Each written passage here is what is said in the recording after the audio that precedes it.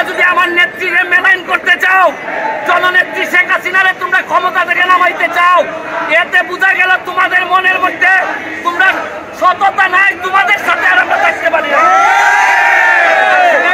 আওয়ামী লীগ সম্পর্কে এদের ধারণা আছে কিনা জানি না, বন্ধুর আদর্শরে যে ধারণ করে এ দেশ চাইলে যাওয়ার মানে সব আপাতত বন্ধ রেখে আমরা বঙ্গবন্ধু কন্যারে এই ক্রাইসিস মোমেন্টে বাঁচানোর জন্য যে যার জায়গা থেকে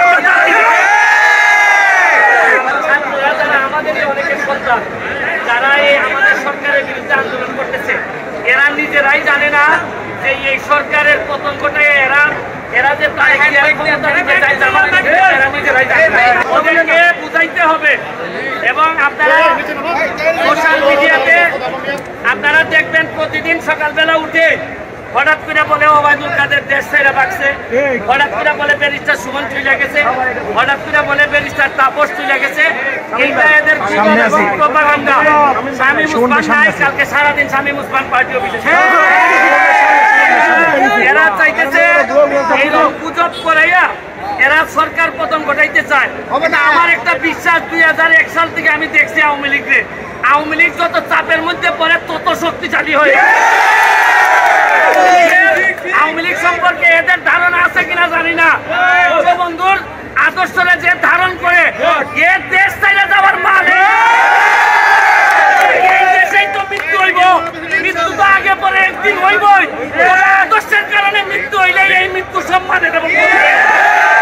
আমি আপনাদেরকে বলবো ধৈর্য ধরে থাকবেন, তবে দেয়ালে যদি পিঠ থেকে যায় আর আওয়ামী লীগ যদি দাঁড়াই যায়, আমি বলতে চাই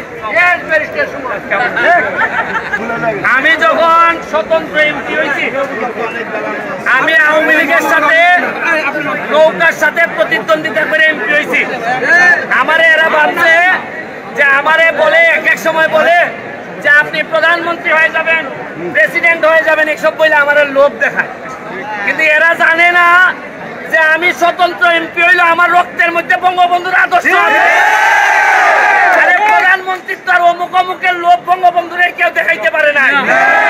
আমি তার আদর্শের সৈনিক। আমারে বলছে যে স্বতন্ত্র এমপি হিসাবে আপনার বক্তব্য কি?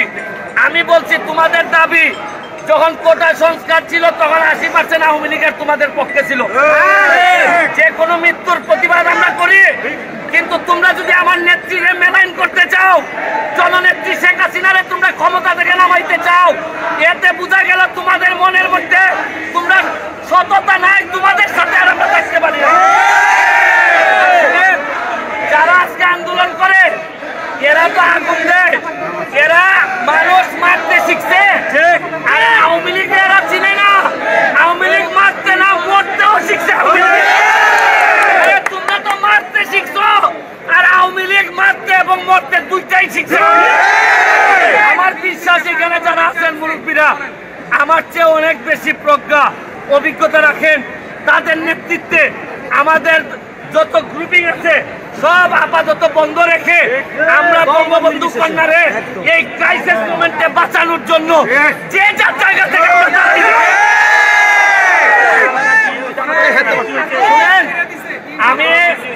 আমি এদেরকে জিজ্ঞেস করছি, তোমরা যে ক্ষমতা নিতে চাও শেখ হাসিনার কাছ থেকে, মিয়া কারা হবা? তোমরা এমপি মন্ত্রী কারা হবা? তাহলে একটা কাজ করো, তোমরা যারা সমন্বয়ক, তোমরা 100 জন না 150 জন, তোমরা এসব ক্ষমতা নিয়ে যাও। কিন্তু তোমরা তো আইসবা না, তোমরা তো এই যোগ্যতা নাই।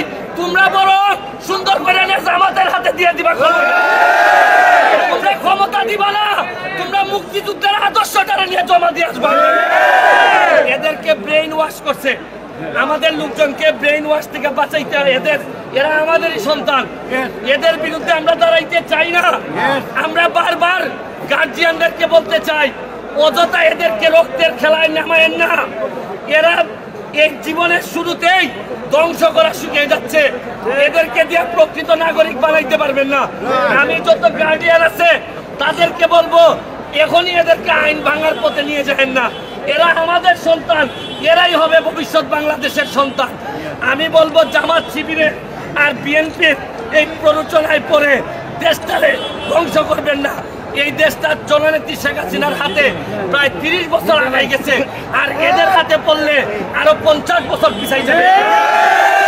আমি আবারও ধৈর্য ধরে নেতৃত্বের আন্ডারে থেকে এই ক্রাইসিস মোকাবেলার আহ্বান জানিয়ে আজকের মতো বিদায় নিচ্ছি।